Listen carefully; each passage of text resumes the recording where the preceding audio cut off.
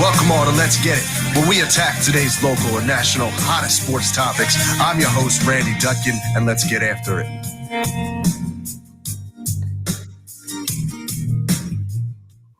Good morning, Let's Get It fans, coming to you on a beautiful Sunday morning. Happy Mother's Day to all out there who are watching us on a beautiful day, coming to you on our virtual streaming platform, which we've been trying out a lot. Once again, joined by my co-host, Marcus Bullock, and producer and co-host, Jason Bryce. Gentlemen, how are you doing this morning?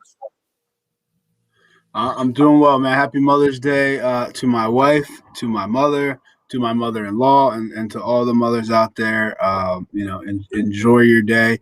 You know, mothers always definitely take advantage of Mother's Day more than fathers do, for sure. But I'm not going to get into that. But no, all is good, man. You know, everything's going well. But happy Mother's Day. Yeah, absolutely. Jay, how you doing? Hey, man, I'm doing good. I'm feeling good. Definitely happy Mother's Day to all the wonderful mothers out there. Rest in peace to my mother. And I'm sure she's having a Mother's Day dinner up in heaven. You know what I'm saying? So, Mother's Day to everybody out there. Just continue. I tell all kids, regardless of anything, love your mother. You know what I'm saying? Like, you always love your mother. You know what I mean? So mothers are the heartbeat of the world of your life. So make sure that you always show appreciation. But other than that, I'm doing good. We'll be celebrating a little bit. My mom's favorite thing to do on Mother's Day was to get Popeye's chicken and shrimp fried rice. But we can't do that because of the cholesterol in the fried foods. You know what I'm saying? But we'll do something.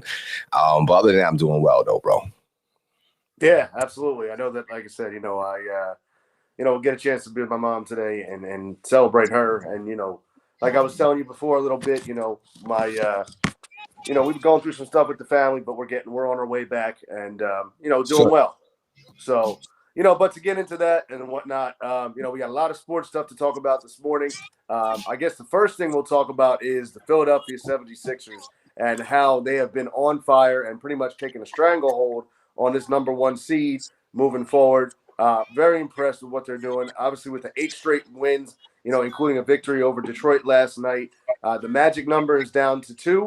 I mean, the Sixers could lock up that number one seed, honestly, within the next day or two. And I'm excited to see where this is going. What are your thoughts, gentlemen? Well, I just want to say real quick, I'm going to let Coach rock, but, you was right. You know what I'm saying? Well, you was right and wrong. Because I started to text you yesterday to tease you about Maxey, you know what I'm saying? Because Maxey was getting busy last night. But you was right, though, because I was nervous. I think last time we talked, we had a Section 76, but before then, we talked, and I was a little nervous about how Philly was playing. And I think you talked about, like, they got a stretch coming up that they're going to be okay. And you know what? That stretch, you are absolutely right, because they've been more than okay. I mean, 8 in a row, albeit it's not the most quality of teams, but a victory is a victory. And for positioning wise, that just helps and it's better for us, you know what I mean? So, let's go, you know what I mean? But yeah, go ahead, Coach. No, I mean, I think, like you said, like the games they're winning are games they're supposed to win, and they're winning them. So I think you can't hold that against them because it's teams that they're supposed to beat, but they are beating them, and they're beating them pretty handily, for the most part. No, I mean, I think everything's kind of coming into place. I think, like I said before, I think the number one seed is a huge thing, and I'm happy that they're taking it seriously and going to get it. I was a little nervous about that, arresting guys and things like that, but they've been playing, and guys have been playing well. I think George Hill's been a great addition. I think he's been playing well. But yeah, I mean, I think they're on the right track. It's exciting. I'm excited to see how everything finishes up. How about Magnificent Maxey though? Yeah, I mean, it's great. He's got about 4 more games to play, and then his season will be over. So it's good for him. I'm happy for him. No doubt. No, it's interesting. I was talking to people yesterday. We've had this discussion multiple times before, but now that the fact that the playoffs are coming up, obviously we know the starting 5, what that's going to look like. Who do you think is going to be the 2 or 3 guys we're going to see off the bench come playoff time?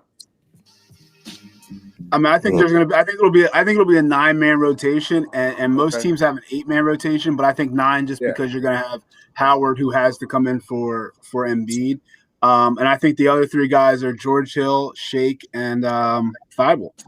And I think that's, I mean, obviously if their games get out of hand, you'll see the other guys, or if they're up, big, or somebody gets in foul trouble, you may see a Mike Scott or something like that. But, that's what I think. That's what I think we'll see. Listen, the way that I don't understand this second unit. I mean, I know that it's much different than having these main guys, but the leads that they blow are unbelievable. And I mean, they're not even playing against most of the other teams' number 1 unit either. I mean, the last few teams that we've been playing haven't even had their main guys. And it's like, I don't want to see any of that second unit come playoff time unless need be. Like they can't score. Yeah, they kind of remind me of, because they blow leads, almost like that bullpen. You know what I'm saying? Almost like that Phillies bullpen. Just being honest with you, they're very comparable. You know what I'm saying? They blow leads, man. They blew the lead. Matter of fact, they blew the lead. Was that Friday night? It was Friday night. They did, yeah. Last night. Well, listen, we're gonna get it. We're gonna get into that discussion. We're going to get into that discussion. I mean, they blew 3 leads actually last night. And last night's loss, I really want to get into that more because there's more I want to delve into it. But you're right. And I mean, the thing about the Sixers that I love is that they have taken that stranglehold, like I said. You look at the schedule. I mean, they should probably have the number 1 seed, I feel, wrapped up by Thursday. They play at Indiana and at Miami.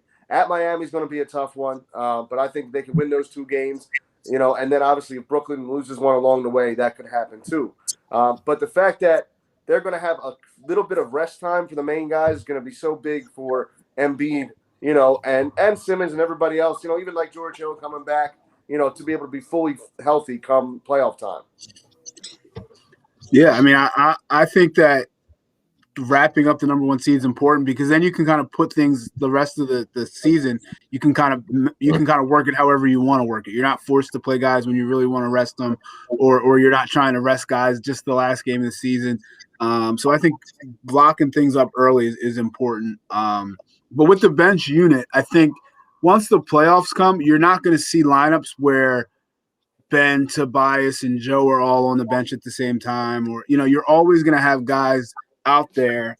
Really, Ben and Tobias, I think Joe and Tobias, one of them will always be on the floor who can just go score. So, I think that'll take care of itself, I think. And I think the bench guys, I think the key for them is just to not turn over the ball and just to play defense. Right. And not and let's not make stupid plays like the Dwight Howard not doing no getting the technicals and stuff like that. I just think, just playing smart basketball. I like how they're playing, you know what I mean? But, again, like I said, I didn't see them going on this run. I'm glad they have, though, because it's giving them momentum. You know what I'm saying? It's allowed George Hill to, like you said. And I do think they go a little deeper, depending, everything is situational. I think you may see Maxey with some things, almost like, you would have seen like a McConnell, you know what I'm saying, here and there back, a couple of years ago or whatever. Little spot duty here and there. I think you might see a little Mike Scott too. I just think, and of course, as the rounds get a little thicker, then I think that you start to draw back a little bit more. But I think you may see them a little bit. You know what I'm saying? But I think you're right. When do they play Miami? Miami is Thursday. Okay, so that's going to be a great game. They play what, Tuesday? Yep, they play Tuesday at Indiana and they play Thursday at Miami. Okay. So Brooklyn, sorry to cut you off, Jay. Brooklyn got, like I said, they got San Antonio. They got twice against Chicago, once against San Antonio, and then once against Cleveland. I mean, so I don't really see them slipping up at all. So the Sixers still need to keep their pedal down. Well, right now, Brooklyn and the Bucks are actually tied for second. Well, wow. They have the same amount of losses. Brooklyn's played one. True. They just a half game up. They played one less game. So, I mean, I think those two teams, when they had to play each other, those 2 games, I think that was huge for the Sixers because they kind of, I think Milwaukee won both those games, which put them kind of in the mix for a second and took kind of Brooklyn out of it. So it was everything's been kind of going right for the Sixers right now. It Yeah, has. yeah. I mean, the whole Eastern Conference in general, it's going to be interesting. And I mean, I obviously want to talk a little bit about the Western Conference, what's going on out there. But Jay, I do have to touch on your Knicks, locked into that 4 seed. Right, that 4-6 seed right there. Balling. I mean, they really are. Balling, you know what I'm saying? Like I think everybody in New York want to see, I don't know if it's lined up like that, but I think everybody in New York wants to see potential New York, Brooklyn versus the New York Knicks. You know what I'm saying? So I think people want to see that. I like the way that they're playing. They remind me of the Pitino Knicks. I don't know if you guys remember when the Knicks had Rick Pitino. They remind me of those Knicks. Not Pat Riley yet, but Pitino, where they played hard basketball. Now the thing about it, I just read recently, they got a big decision to make. Are you paying Julius Randle $100 million? Is he a Mets guy? I don't know. I'm not saying that it might be, I guess it might be a Carson Wentz type of situation where I guess you have to maybe. I think it's more of a Tobias situation. Time out. I love how he was able to slip that in there about, it's a Carson Wentz situation. I love it. I can't wait till we start talking about that, because I've been waiting. I've been waiting like 2 weeks for that. Okay. But anyway, no, I don't know. I guess you're going to have to, but is that overpaying him though? I think you're going to overpay him though. But he's going to end up being he's going to end up being an All NBA player. And if you don't do it, what's your option? I still don't think New York is a destination place yet, because a lot of guys still don't want to play for Thibodeau. Right. Because of how hard he pushes them, how hard they have to play. Like, that's not. So I still don't think that's I still think people are going to want to go other places before they go to the Knicks. I think he could change it. I think they're on the way to flipping it, but I don't think it's completely flipped yet. Not yet. I think he's still in the process. You know what I mean? I think he's still in the process. I agree. I mean, you look at the numbers though too. I got him $100 million though. That's the only thing. My bad, Randy. Go ahead. No, it's okay. I mean, I'm just looking at his numbers so far this season. He got 24, 10, and 6. I mean, I don't know what more you could ask from him. And he's been a leader. He's been getting buckets when you need it. I mean, I think he's been a big reason why the Knicks are where they're at this season. And like you said, I think you have to reward him for that. It's a lot of reward. I think he earned it. Yeah, I mean, listen, he's probably going to get it. You know what I'm saying? But then, I just never looked at him as a max player. You know what I'm saying? Because he could almost do on some shit like I laugh with my son about Biyombo, Bismack Biyombo, or what's his I say Siakam or whatever. What's his name? Yeah, but here's Siakam, Pascal. The only difference in those two guys is they only did it in Biyombo had a good playoff, and then Pascal had a good playoffs. It wasn't like they did it like he's doing it all season. He's going to be an all okay. Some people are saying he's a first team All NBA. Like, that's pretty legit. So I mean, and you have to pay if you're Knicks. You have to pay somebody. Like, nobody's getting paid on the Knicks right now. You got to pay somebody. Right. That's true. They got a lot of money. I just like the way they play, though. They play very well, man. Like I said, they remind me of Pitino Knicks. They also kind of remind me of the Knicks before Melo came. Because, say what you want. D'Antoni had them Knicks balling when Amari first came. And it was Amari, Gallinari, you know what I'm saying, Raymond Felton. Yeah. It was balling.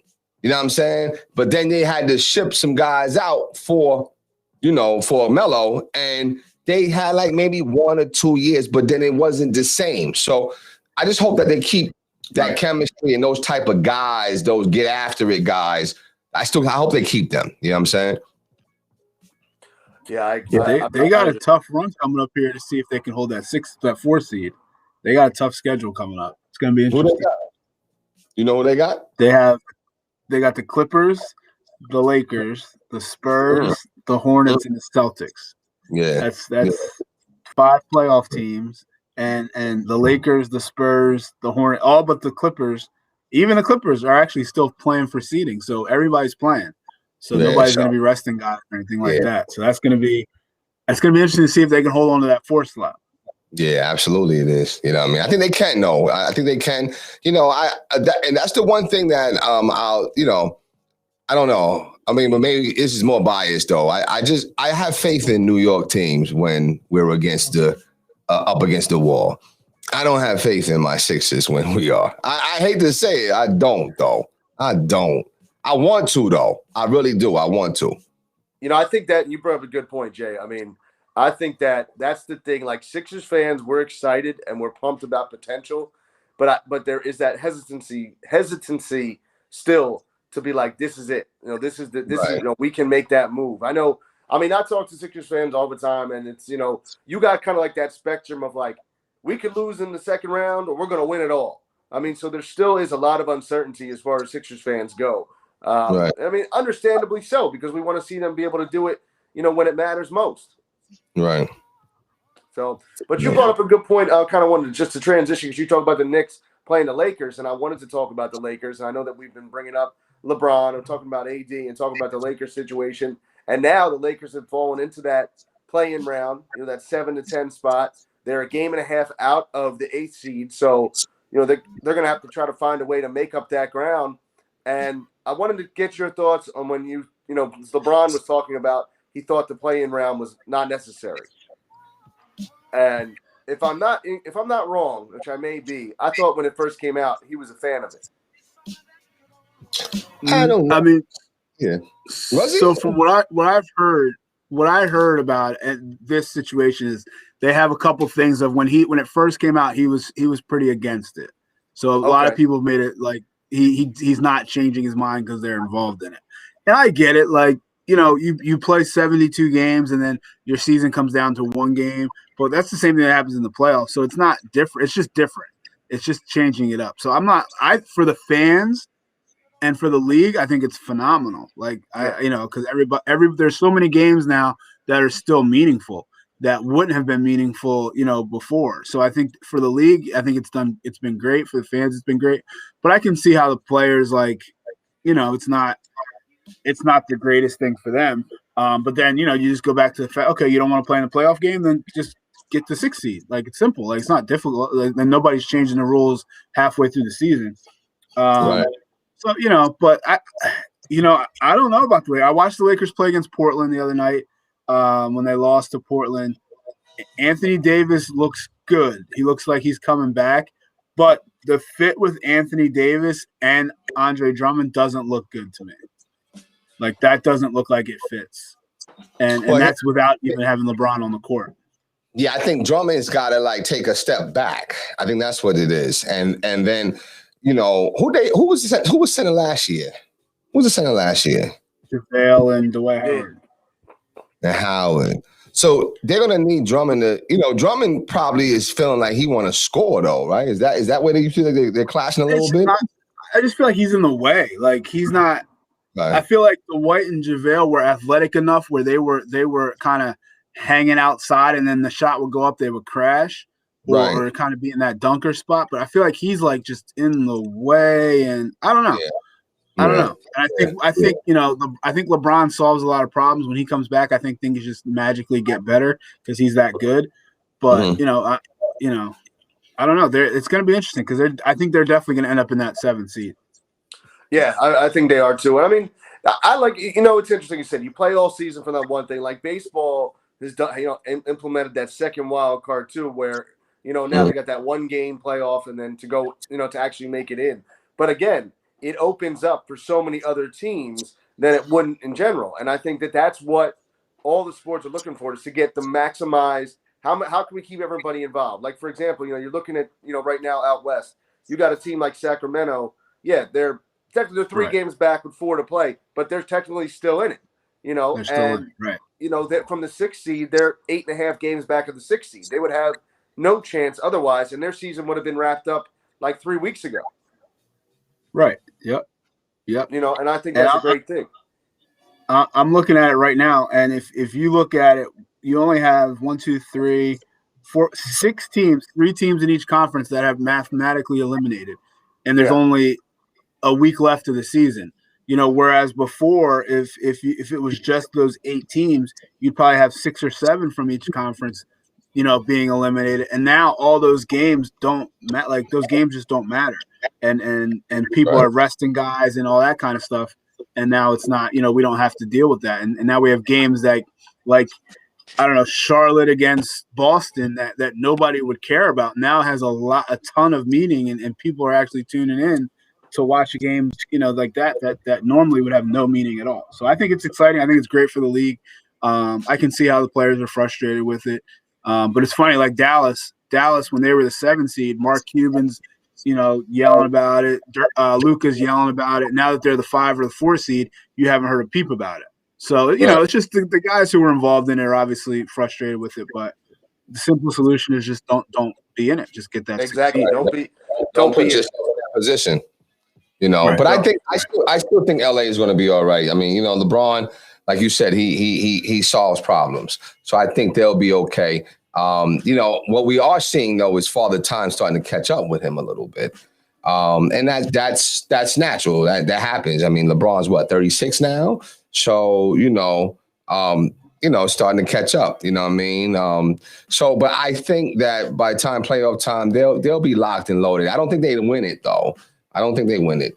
I think that there'll be a new champion, you know what I mean? Just because they, it's hard to just, first of all, everybody's going to be gunning for you, whether you're injured or not injured, don't matter. You know what I'm saying?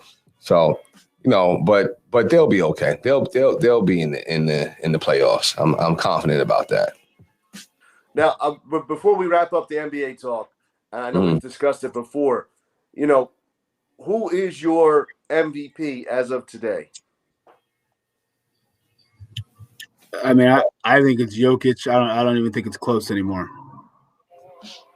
Yeah, I think I'll say the same. I wanted to be Embiid, but I mean, it's just the games. I mean, like, you know what?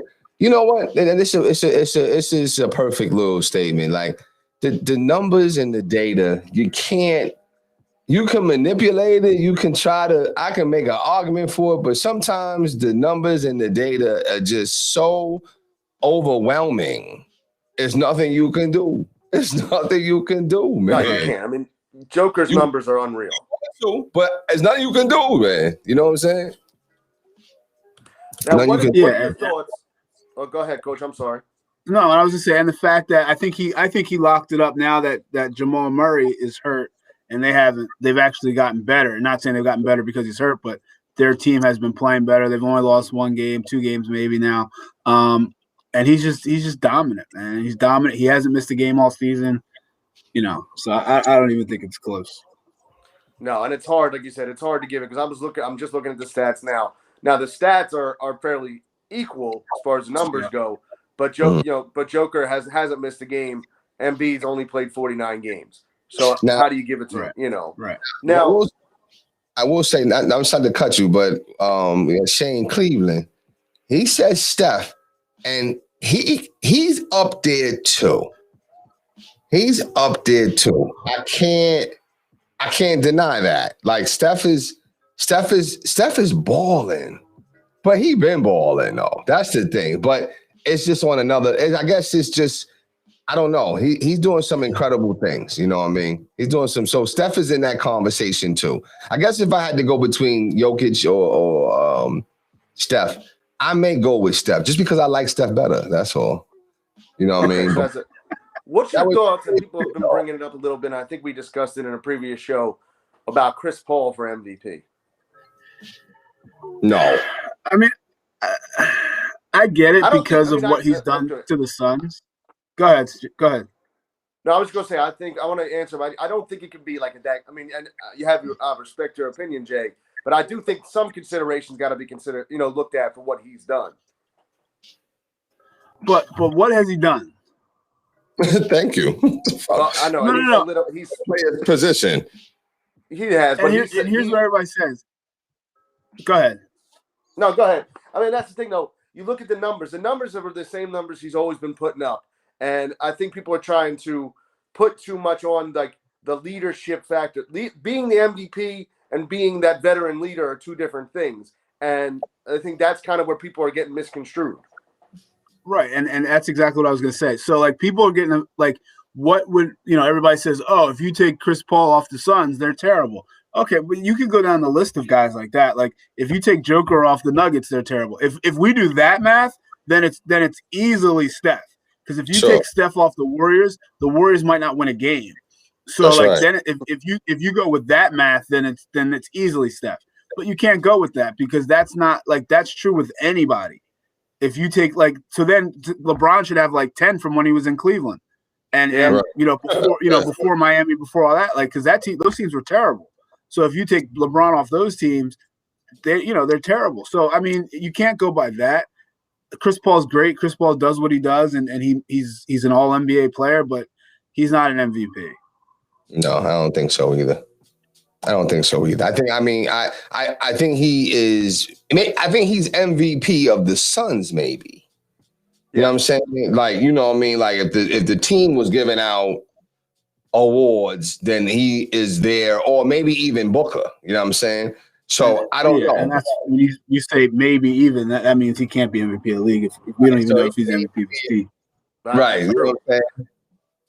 Now, one other thing, I know I said I was going to wrap it up on the MVP talk, but I can't let it go without talking about what Russell Westbrook's been doing recently. Because he's just been a man on a mission. I mean, and you know what? The good thing for him is that they're winning. Yeah. Because the problem with him has been he's doing the same things he's always done, but now they're winning. So it's like it's just seen in a different light. I like Russ. I've always liked him. I think sometimes he was stat chasing when he was in Oklahoma City, just trying to get the triple doubles. But now, I mean, he just plays hard. He plays one way. I don't know how you can hate a guy like that. Yeah, I agree. I totally agree. I don't know. He just plays hard. But see, in the playoffs, I worry about that because he still don't got no J. And maybe I haven't watched him that much recently, but I think his J is the same as it was the whole time. Like, you know what I'm saying? So he's up, down, and he's just going to, that he's going to outwork and outrace you and stuff like that. And that could work a little bit, but I think that could struggle in the playoffs when the things slow down. That's the only thing that concerns me. I agree. I mean, I'm just looking his last 10 games. I mean, I know he's been on fire.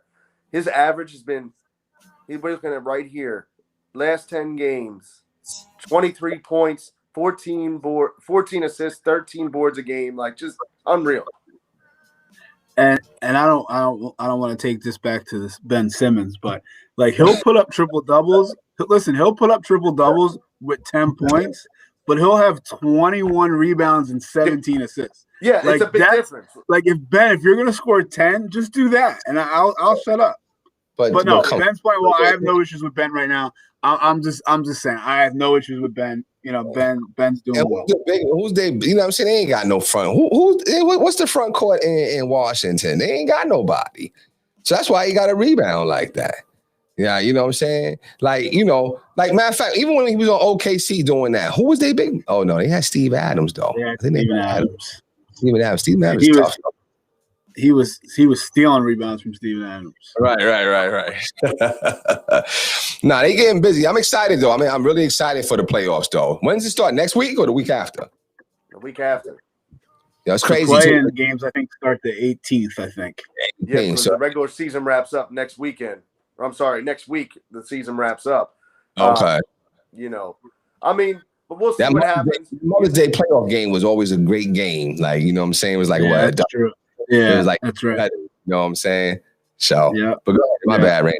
No, it's okay. I mean, like you said, that was great NBA talk. Jay, I want to now transition real quick over. You said you were excited to talk about the Philadelphia Eagles, which really surprises me. And I know there's a little bit of sarcasm there too. I think we haven't been on since the Eagles draft. It's a whole lot of bit of sarcasm. Okay, we haven't been off since the Eagles draft. Obviously, the big pick for the Eagles was Devontae Smith at number one. So. That was, you know what I'm saying? I'm like, wait a minute. Why does Randy say, listen, he gets a hell of a pick in Devontae Smith? And he's like, nah. I'm like, I don't know. Here's the thing. It's nothing against Devontae Smith. I think he's going to be a great player. It's just for me with the Eagles, it was they finally made the right pick in that spot. They didn't reach. They didn't go for a player that wasn't on everybody's board. Right. The thing is, the Eagles aren't one player away. They do need that player, but I'm excited to see what he can do. But it's not like that's the big difference maker. I am concerned. Obviously, they had that pick. I mean, before we jump on it, like what are your thoughts on that? Ladies and gentlemen, that is what we call effectively and efficiently talking in circles. Okay, so I mean, because listen, I'm gonna break it down. What the break issue? It down for me. Okay, I think you feel some type way because. If you try to bring this about Carson, it has nothing to do with Carson. I'm telling you, it is. It is. That's why, because you know what? You feel as though now that they never surrounded Carson with weapons. Correct. That's the truth. That's true. But that's over and done with. That storyline is going and past. It might be over and done with, but not in your heart. I think you're bothered by it because here we go. This is a weapon for Jalen Hurts. This is going to be a weapon for him. Okay. And now it's like, they have a connection. They've been, they played together or whatever. So that'll be a good situation. That's why I don't understand why was your response like, like Howie did it right. He did something right. And it's still like, what? Your team is going to be better than they were last year. That's questionable. We still got a lot of holes. Oh man, man. Go ahead. I'll let it go. When it comes to to me, that Carson situation, it's over and done with. Carson's in Indianapolis right now. My quarterback is Jalen Hurts. I'm going to root for him. I mean, I got to root for him. I don't have a choice, and I have nothing against that kid. And I said that I've been saying that since day one. I have nothing against Jalen Hurts. I'm rooting for him. I hope he does well. I think you're right. I don't think you have something against him. I think it's really just about again. I think you still hurt over it. It's my opinion. A lot of Eagles fans are. A lot of Eagles fans are still. Yeah, right. So that's what I'm saying. Let's talk about. We don't have to talk about. We could talk. It's okay though. It's all right. But that's. I mean, they had a good look. They had a solid draft. They did. I mean, I like the Devontae Smith pick. Landon Dickerson, who's the center from Alabama, who was their second-round pick. That was a questionable pick because of his injury history. He was more of a projected third or fourth round guy. Okay. You're talking about a guy that had so far four injuries on his knees, and you're talking about a center. So it's going to be question. And there was also guys there. There was Asante Samuel Jr. There was a linebacker from LSU. Two guys that were plug-and-play guys. And Dickerson's technically injured right now. So it's kind of I don't hate the pick, but I feel like there was smarter picks that could have been made there. I mean, I'll just say this. Who was the pick that the dude was upset and didn't want to fist bump Howie? What pick was that? That was the center? That was Landon Dickerson. Okay. So, excuse me, that was Devontae Smith. That was the first round pick. That was Devontae Smith. That was the first pick? That was not the first pick. No. That wasn't the first pick. I thought it was the third round dude. Oh, Milton Williams, the defensive lineman. But the thing is, I don't know why they even made a big deal about that, because I don't even know who this guy is who didn't want to fist bump Howie. And, of course, the media goes to blow it up out of nowhere. But, I mean, I don't know who he was either. But right. I'm assuming he was somebody who probably had a lot invested in the draft. How I saw it was, they made it sound like he was a scout. So he probably did all this work and said, listen, these are the guys we need to take. Let's probably try to stay away from this guy, blah, blah, blah. And then whatever he did, it was like, you know what? We're just going to forget what you did, and we're going to do this. So he was probably like, yo, like, that's what it seemed like. And I don't, nobody really knows the whole story. No, and they don't. And I understand that because, your work as a scout or whatnot, you're out there, you're grinding, you're looking at, your goal is to find these diamonds in the rough, especially after that second round, that third, fourth, fifth, sixth, seventh round. are guys you say, hey, these are guys with that first, second round potential that haven't lived up with that raw talent, as they like to say. I always like to watch when you got Mel Kiper. You know, he's got high motor, good hands, good team guy. Like I love his acting. He's so funny. That's him too. That sounds perfect. And the funny thing is, I feel, and I know he knows everybody, but I feel like when it comes to like round 4 and on, everyone is a high motor guy. Yeah. I'm like, how do you know this? Like, how do you know all this stuff off the top of your head? Like, about guys, and they're like, "Oh, this guy wasn't supposed to be drafted," but I'm like, "So how you know who he is?" Right, exactly. Exactly. I mean, they did do a good job too. I mean, they took a guy in the 4th round, Zach McPherson. He's a cornerback from Texas Tech. He was actually projected to be one of the top, like this next corner.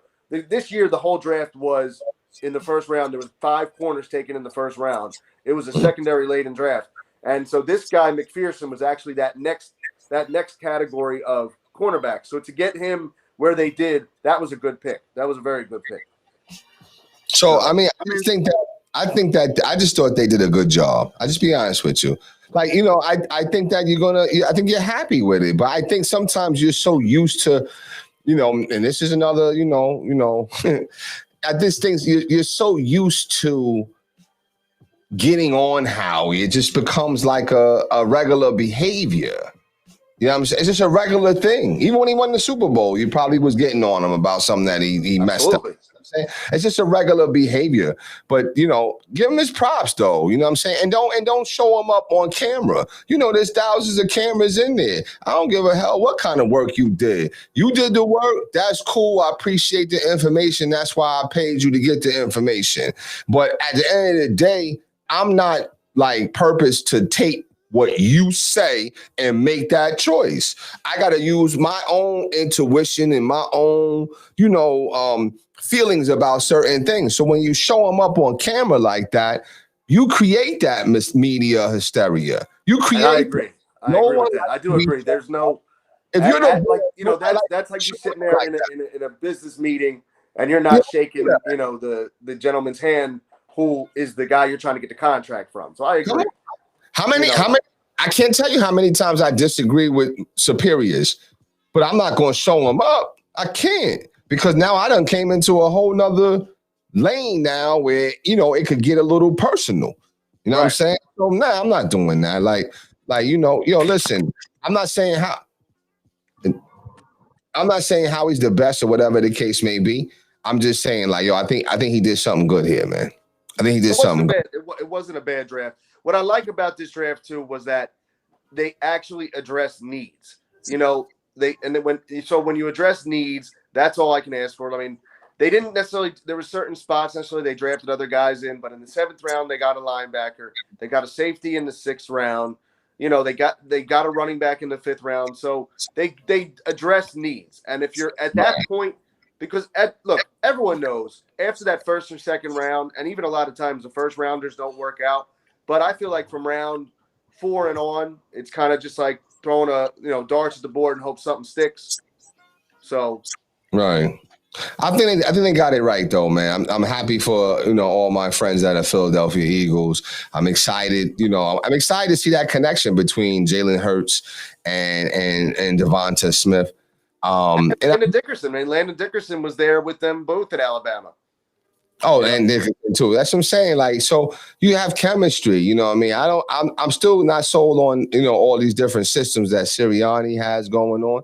You know, but I mean, I'm excited for him. I'm a root for him. But I'm also going to hate on him and root against him too. You know what I'm saying? So it's one of them things. My son actually, I couldn't believe it, man. I had to actually pull the car over. He tells me that he's a Philadelphia Eagle fan. I said, What? Wow. What? You like the Eagles? Yeah, I've always liked the Eagles. You did? Since when? You got a blanket that says New York Giants. What are you talking about? Shout out to Jay. Shout out to Jay for making his own decision, following his own path. I'm like, my goodness, you know what I mean? But it's all good though. I am going to root for you guys, yo. I am. I like Jalen Hurts. I like the fact that I don't think people want him to be successful. So, you know, when that comes about, that's when I'm like, okay, yeah, I got to see what he's made of. You know what I'm saying? You're going to see what he's made of. And now he's got his boy with him. So, you know what I mean? They'll be able to get busy. Absolutely. What are your thoughts there, Marcus? Any last thoughts on the Eagles? No, I just think, I think it's a situation like we were talking at the very beginning when we started talking about it. You got to give Howie the credit of just doing what everybody thought he should do for a long time, And I get that, like when we talked about it through text, that's what Jay was referring to. Randy's response was, and it's like, that was just the response because, and I get where Randy's coming from. We're still not a good team. Like, doesn't really change anything. I get that, but I think at the same time, you got to celebrate when you get good players. When maybe this is the start of Howie doing good things, or whoever. It wasn't. You leave the draft not like, damn, we took a fifth rounder in the first round. Like, what is going on? You took the guy you were supposed to take, and actually, if I'm not wrong, this was the guy that a lot of guys wanted at 6. So to be able to trade back and still get him, I think that's you got to give Howie credit there. Absolutely. Look, the thing is, and if you're an Eagles fan, you have to know that this, and we love the term in Philadelphia, this process is a 2 to 3 year window because the Eagles next year have 3 first-round draft picks. I mean, they are set up to be able to be loaded come about 2-3 years from now. Yeah. You're gonna have potentially 1, 2. I mean, you could have all your main guys under their rookie contracts. A lot of money's going to come off the books from a lot of these older players. So if you can look at the big picture window, the Eagles are actually setting themselves up to be successful again. But the funny thing is, with the way that the NFC East is set up, the Eagles can be in a rebuild and still compete for the NFC East division title this year. But I mean, I think that's part of the NFC East. But I think it's also, the genius of Roseman. You know what I'm saying? Because nobody thought Randy, you didn't think that you were going to win the Super Bowl in 2017. You didn't think that at all. But you probably the only time. The same thing, you know what I'm saying? Where, when we're just not, we're just not that good. It's not that good. I think that's like a safe place for you. You know what I'm saying? But you know what? Listen, they can really come out here and really do something special. You know what I'm saying? Like, you just don't know, man. You know what I mean? Howie seems to push or they the right come out and be terrible. Or you can. That's correct. I mean, that's just like.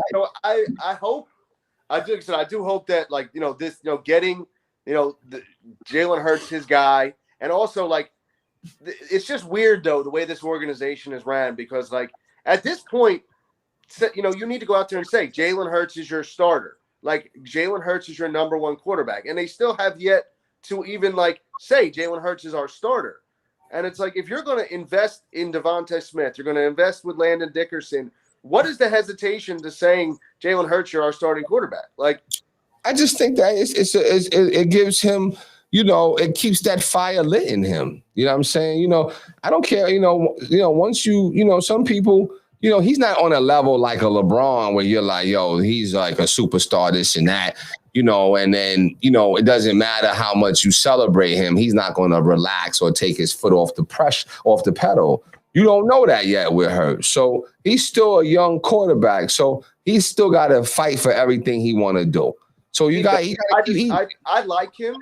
I think that I think you struggle to say that. No, I have nothing. I really have nothing against him. I really don't. Because I also like his backstory. I mean, he went to Alabama.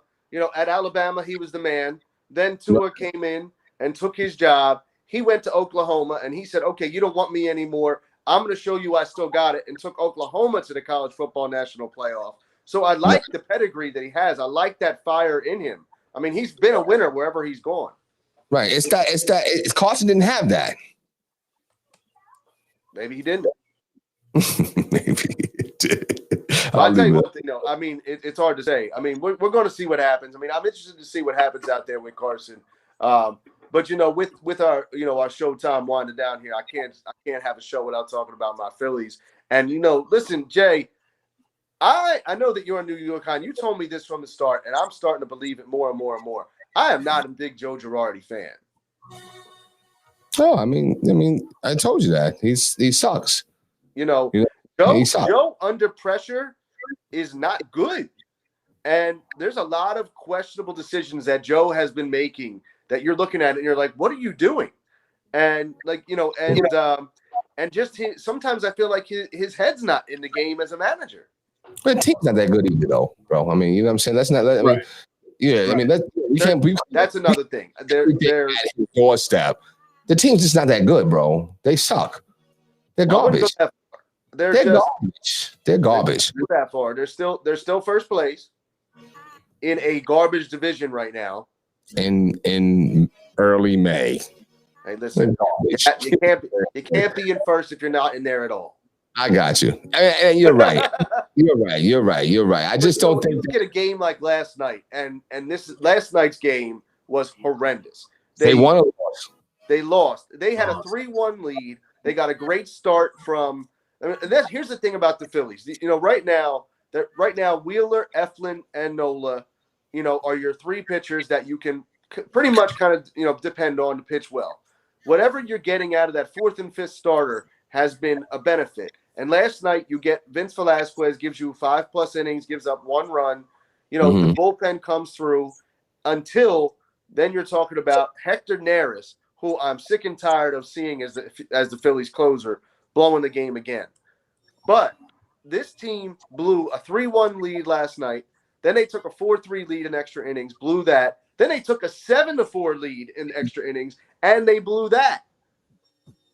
I mean, that's one of those games that, Atlanta's a great team. Atlanta's very good, and that's the kind of game that could have woken up a division rival when you could, I know it's early on, but you can kind of put that early pedal down, and they didn't take the opportunity. So I checked out yesterday when it was 4-3 in the 10th. Yeah. So I missed all the fun stuff. But anyway, at that point, when you start blowing leads, and I'm not as baseball savvy as either of you guys, but at some point that's got to come down to the players, because there's only so many decisions that Girardi's making. So if I bring you in here and I need you to get an out and you don't get the out, I guess it's my fault for putting you in there. But at the same time, get the out. So I mean, there's definitely different buttons that managers can push. I get that, but when you start blowing, 3 leads in one game, a lot of that has to be just on you're just not like good. I said, that last night, that absolutely is on the players. I mean, there's nothing that Joe can do at that point. But I think it's time that Hector Neris be taken out of that closer role. I mean, he's been blowing in so many games, so many leads, and it's not just this season; it's been ongoing. And I don't know. Like I said, it's early on. We shall see. I'll tell you, Jay. You know who we need, Jay? Who do you need? Who do we need? You know who we need. He sucks. Archie Brown. He's garbage too. Listen, we need Archie back. He does, man. You know what I'm saying? He's not coming to save a damn thing. And in fact, he's lucky he's injured because he don't have to, be a part of the terrible The bullpen is comparable to the Sixers bench. I'm telling you, that was the weakest part of the team, and it's that back end that. It really is. I mean, hey, listen. I know you're a New York guy. Technically, look at the standings this morning. The New York Mets are sitting there tied for first with the Phillies. Yeah, I mean, listen. But again, it's still early. We just, we're not. We're not. When it comes to baseball, I have a sick addiction. I mean, I've been looking and saying it in May where we're sitting at. No, you have to, because that's like the best part of your season is the beginning and when they're doing well, because it's all going to come crumbling down. I was having a conversation with somebody about Realmuto, and people love him, and I brought up that thing that, hey, listen, do you think you may have overpaid him? No, you know what I'm saying? That's a lot for a catcher. To me, it's just a lot for a catcher. And they was like, nah, they felt like, he what he brings to the table. So I give you a shout out just for, kind of staying with that, that perspective. How's he doing though? How's he been doing? He's doing very well. I mean, he's doing very well. That's good. So I just think that, listen, the Phillies are, they are what they are. You know what I mean? They They're are not what we thought they were. Yeah, they're garbage, son. They're garbage. They're garbage. Like I said, he's hitting 312, like I said, JT. But what JT does, is just like I said, he leads that staff, and he's just such a presence that you. But the other thing too is just to wrap up the Philly stuff before we get into our final thoughts. You had to pay JT because also of what you gave up for him in the trade for him. You gave up one of your best top prospects, and if you don't sign him, also that just the trade that you make looks completely dumb. Yeah. It's all good. Like the Phillies are, listen, the Yankees are coming to town, and they want $222 a ticket. Oh, it's unreal. And that, I was looking at tickets the other day just to go see the Phillies play, and I'm like, man, I love them, but I can't justify paying that kind of money. If the Phillies were coming to New York, it would be $20 a ticket.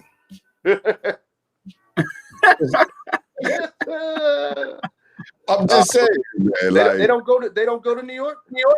I don't know if they do. I mean, I'm sure it's probably maybe $20. They do.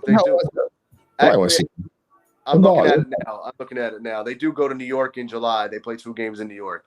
So, but I promise you, it won't be $222. Well, we'll see. I would love to see that. I would love to see that one. But with that said, gentlemen, let's get into our final thoughts for the day. Once again, we were able to cover a lot in a short time.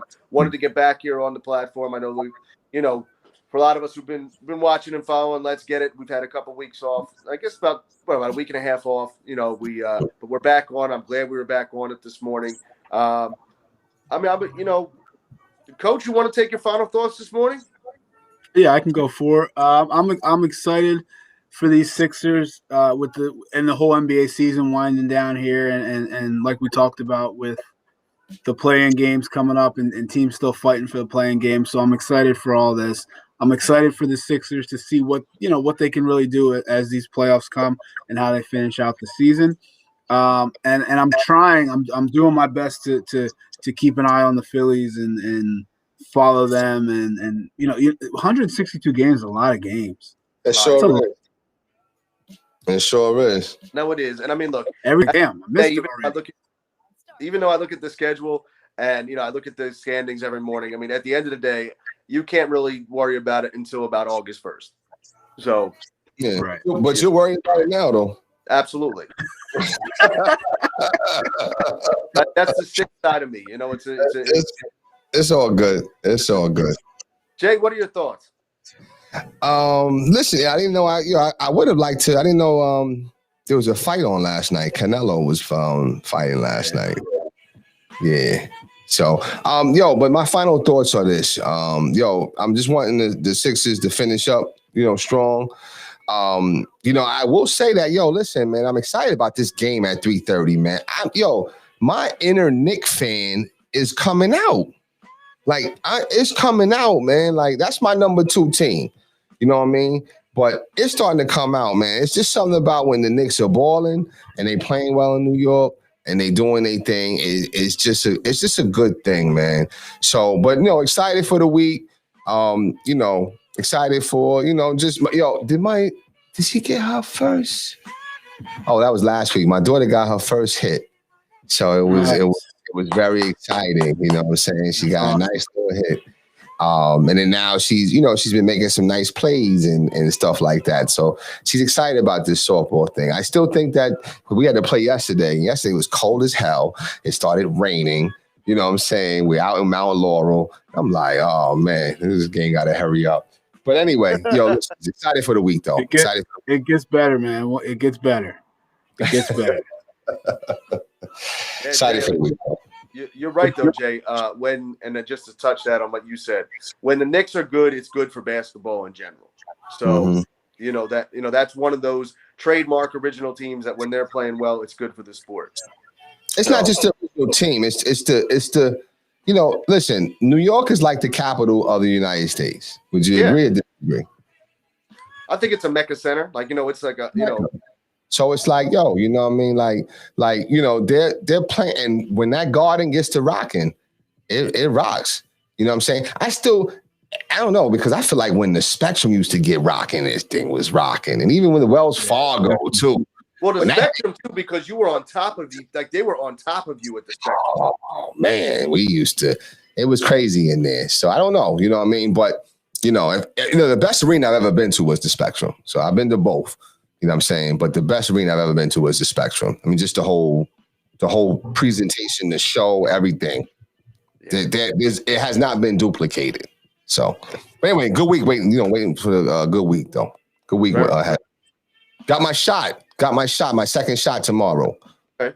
So you know what I mean. So I'm already trying to prepare like I'm going to be down. I don't know, because everybody say the next day you don't feel well. So you know what I mean. Stepmom's out the hospital too. You know what I'm saying, out the rehab. She home. You know what I mean. Shout out to Rochester's Barbecue in Lawnside. I don't know if y'all ever had that. I've heard of it, but it's good. Yo, it is pretty tasty. Okay. It is pretty tasty. A little pricey, but I get it. Good quality cost. You've been over to Amberta's in Merchantville? I've had that. Yeah. I didn't have it in Merchantville. I had it at the Berlin's Farmers Market. I think I might have had it there. It's pretty decent though. Good stuff though. Absolutely. And I mean, my final thoughts, like I said, just echo what you guys said. Excited to see the end here with the Sixers. Want to see them wrap up that number 1 seed. Kind of see where all the other teams fall, and what the playoff matchups are going to be. If it's going to fall where you're going to get that Brooklyn New York matchup in the second round, whatever it may be. I just want to shout out. I have a young man on the Camden High baseball team, and and he goes by Dallas. That's his name, and he had his aunt pass away the other day, who is like a mother figure to him. And sure enough, the way I always talk about the sports gods, you have to be nice to them. Mm-hmm. And, this young man then got his first high school hit. And that was a pretty special moment. So, awesome. Shout out to him. And those are the beautiful moments of coaching. Kind of caught a little tear to my eye. Wow. Oh, I seen the team pick too, man. Y'all look good out there. Yeah, for sure. That was good. Together, man. We're making strides.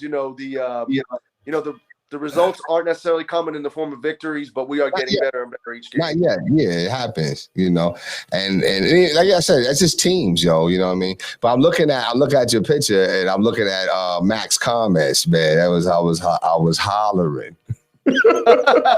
Oh, absolutely. When he said, I thought you were a player at first. And I said, yeah, I was waiting for someone to make that comment. I was waiting for it.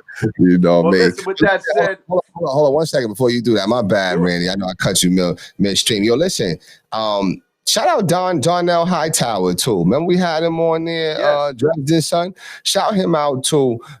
He's graduating, man. Like, yo, that's what I mean. He's doing his thing, man. So just he came across I had received something in the mail, whatever, and it came across my mind or whatever. I'm like, yo, you know what? Yo, he's a good kid, man. We gotta try to get him back on there too. You know what I'm saying? Kind of see what, celebrate him before he goes off. I think he's going to Bloomsburg, right? Bloomsburg, yeah. So, we try to celebrate him too. You know what I mean? But yeah, my bad, Randy. Go ahead, my bro. No problem. Like I said, we're going to get back on. We're going to get back on it with the coaches and the players. Picking steam back up, and but like I said, I'm glad we were able to jump on here this morning, have some good sports talk, and once again, as my usual sign off for Marcus Bullock and Jason Bryce, I'm Randy Duckin. Appreciate watching. Let's Get It. Follow us on Facebook, on YouTube Live, the Four Walls platform, and we'll catch you next time.